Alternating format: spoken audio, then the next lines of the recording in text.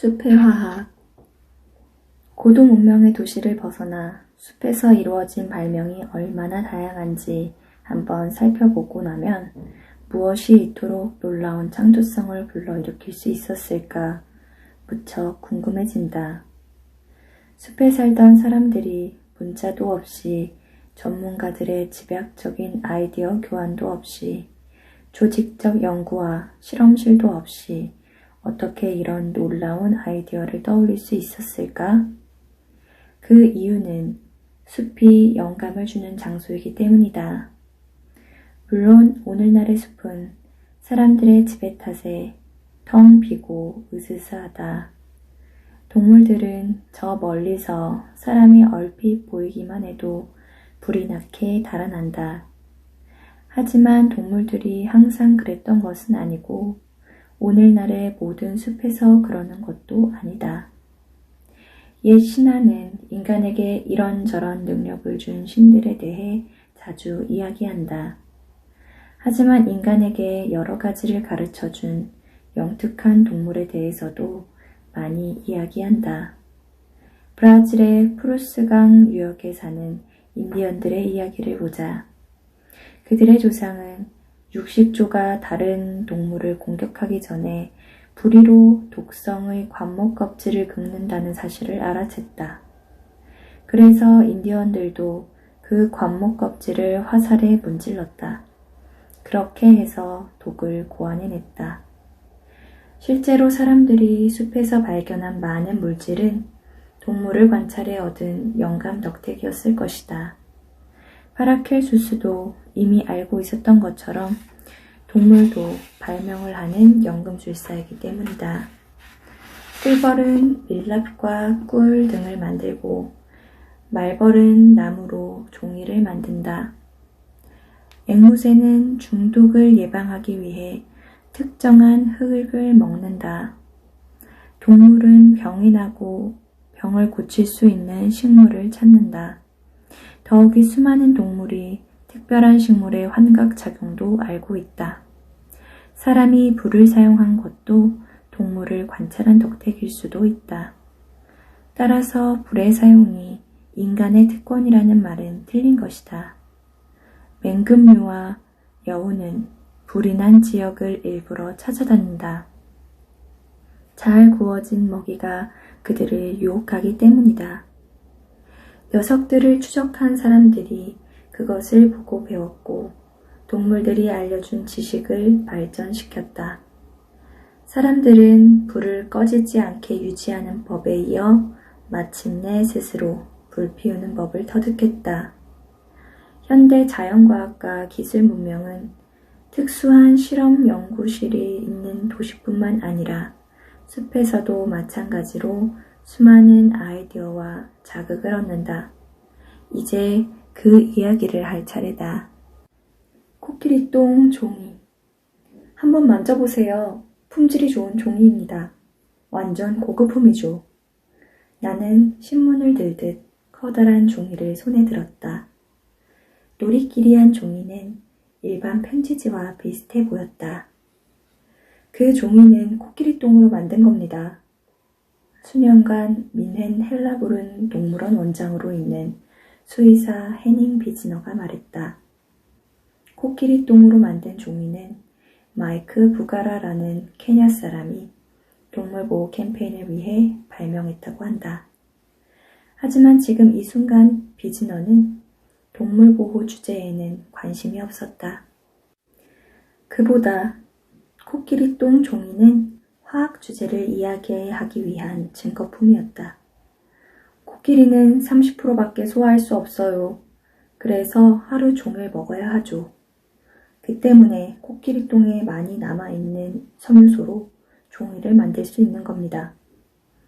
그때까지 나는 비즈너를 노련한 수의사이자 엽총과 마취 화살을 쏘아 코끼리를 잡는 용감한 사바나의 영웅으로만 알고 있었다. 그런데 지금 그는 진화의 화학적 측면에 대한 진정한 열정을 드러내고 있었다. 비즈너는 코끼리똥으로 종이를 만들 수 있다는 사실 하나로 코끼리가 멸종할 수밖에 없다는 결론을 이끌어냈다. 코끼리의 멸종은 사람들이 코끼리를 포획하는 것과는 전혀 상관없어요. 장기적으로 볼 때 코끼리는 스스로 멸종할 수밖에 없어요. 코끼리 똥이 코끼리의 멸종과 무슨 관계가 있을까? 비즈너는 그 상관관계를 코끼리 위의 생화학에서 찾았다. 코끼리의 소화 기능이 너무 나쁘거든요. 말하자면 잘못된 구조죠. 코끼리는 풀을 먹지만 섬유소를 분쇄할 수 없어요. 분추동물의 제1위가 없기 때문이에요. 비즈너는 사람의 손만큼이나 크고 무시무시한 코끼리 이빨을 보여주었다. 그 이빨을 모두 직접 뽑았던 그는 지금도 과거 자신이 치료한 거대한 코끼리들의 이름을 기억하고 있었다. 코끼리 이빨에 충치는 없었다. 하지만 이빨에서 씹는 부분은 복잡한 무늬를 가진 기이한 형태였다. 비즈너가 설명했다. 이게 겹이빨이에요. 풀을 짓내기인데 이상적인 이빨이죠. 코끼리는 사실 거대한 종이 분쇄기인 셈이에요. 앞으로 섬유소를 넣고 뒤로 잘게 썬 섬유소를 배출하는 거죠. 코끼리는 당즙과 전분만 이용하는데 그 양이 기껏해야 식물의 3분의 1 정도에 그쳐요. 양이 너무 적어요. 무슨 말인지 아시겠죠?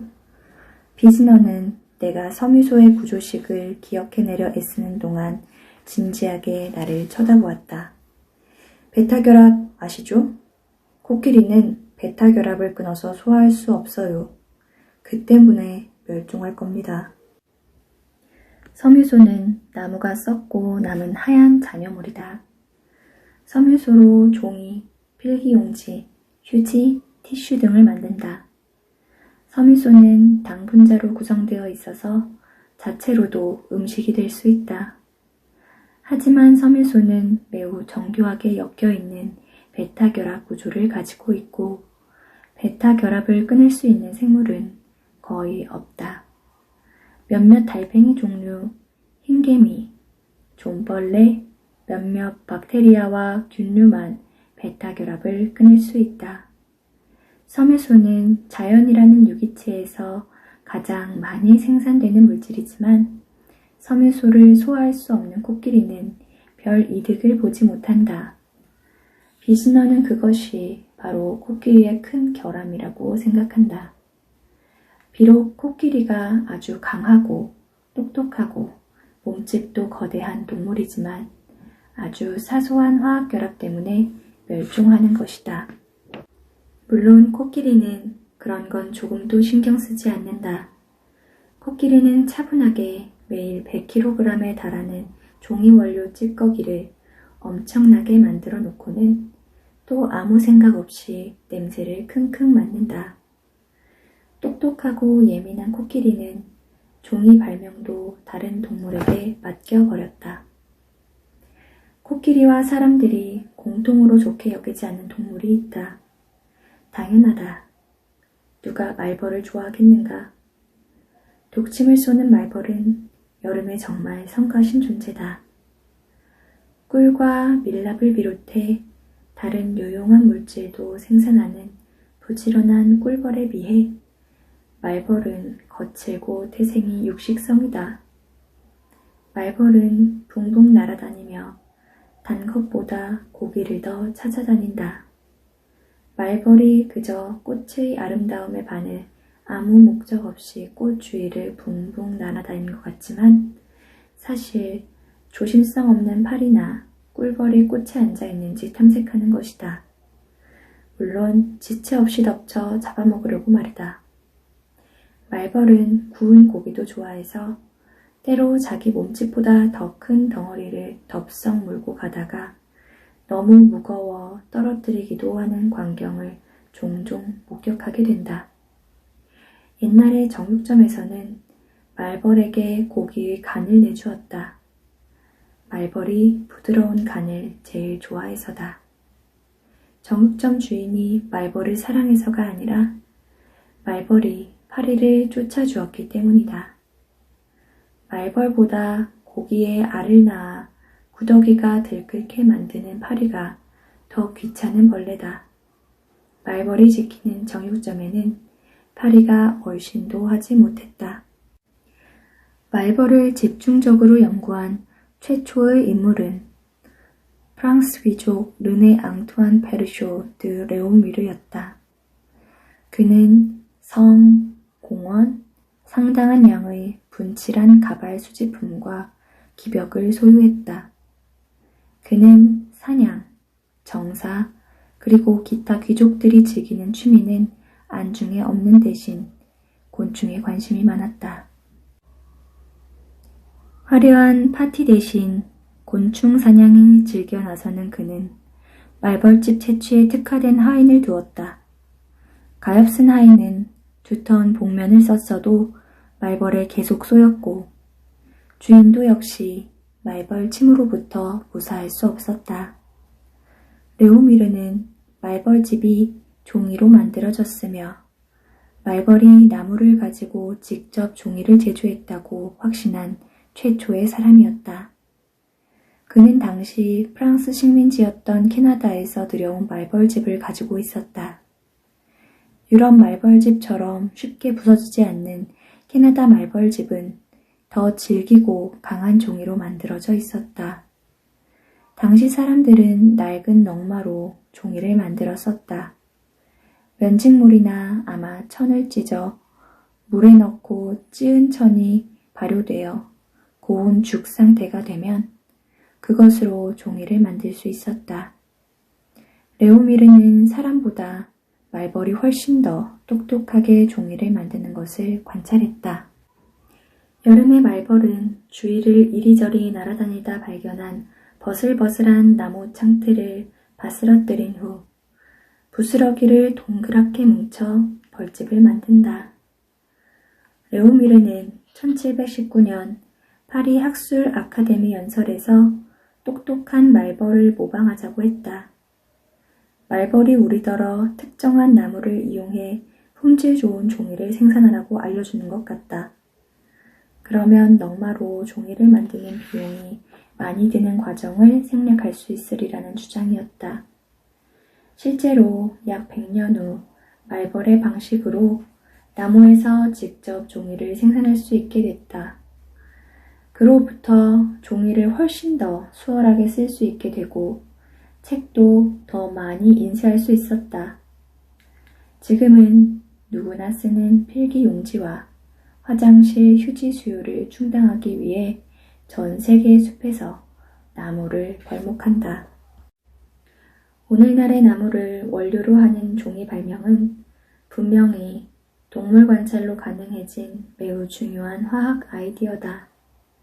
그 밖에 동물들에게서 비롯된 수많은 물질과 물질의 변형을 통해 알 수 있는 사실은 동물들이 특이한 물질을 생산할 뿐만 아니라 특정 물질을 이용하기도 한다는 것이다. 앞서 말했듯이 숲에서 이루어진 대부분의 발명은 동물들을 관찰해서 얻은 영감에 의한 것이라 하겠다.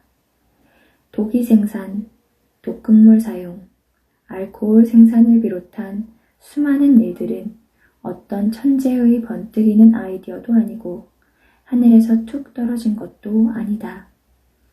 무엇보다 동물에게서 영감을 받은 것이다. 그러면 동물은 어디서 어떻게 그런 것을 배웠을까? 사람들은 동물이 본능적으로 행동한다고 말한다. 다시 말해 태어날 때 타고난 능력을 저절로 행한다는 것이다. 하지만 태구적 언젠가 최초의 말벌이 종이를 만들기 시작했고 그때 이후로 말벌에게 종이를 만드는 습관이 생기고 나중에 그것이 본능이 되었을 것이다. 동물이 가진 창조성을 함부로 박탈해서는 안 된다. 어떤 동물들은 다른 동물보다 발명을 더 잘하는 것 같다. 어쩌면 그 때문에 코끼리가 말벌을 무서워하는지도 모른다. 비즈너의 말에 의하면 코끼리는 쏘는 것이면 무엇이든 다 무서워한다고 했다.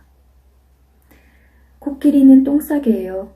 사람이 주사기만 들고 서 있어도 겁에 질려 당장 똥을 쌉니다. 아주 가느다란 바늘만 들고 있어도 마찬가지예요. 비즈너에 따르면 코끼리는 소화 능력이 너무 나쁘기 때문에 아무튼 진화론적으로 결함을 가진 구성체다.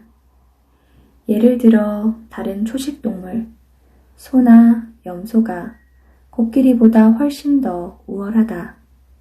비록 이 초식동물들도 섬유소의 베타 결합을 끊을 수 있는 화학물질을 가지고 있지 않지만 그 대신 기술을 가진 생명체에게 일을 시키는 법을 터득했다. 비즈너는 설명한다. 염소는 제1위를 가지고 있어요. 그게 박테리아들에게 호텔인 셈이죠. 박테리아는 염소를 위해 섬유소를 잘라 당을 흩어줍니다. 그래서 염소똥으로는 종이를 만들 수 없어요.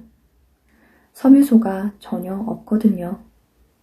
사람들이 코끼리를 해치지 않는다고 해도 염소가 코끼리보다 더 오래 살아남을 겁니다.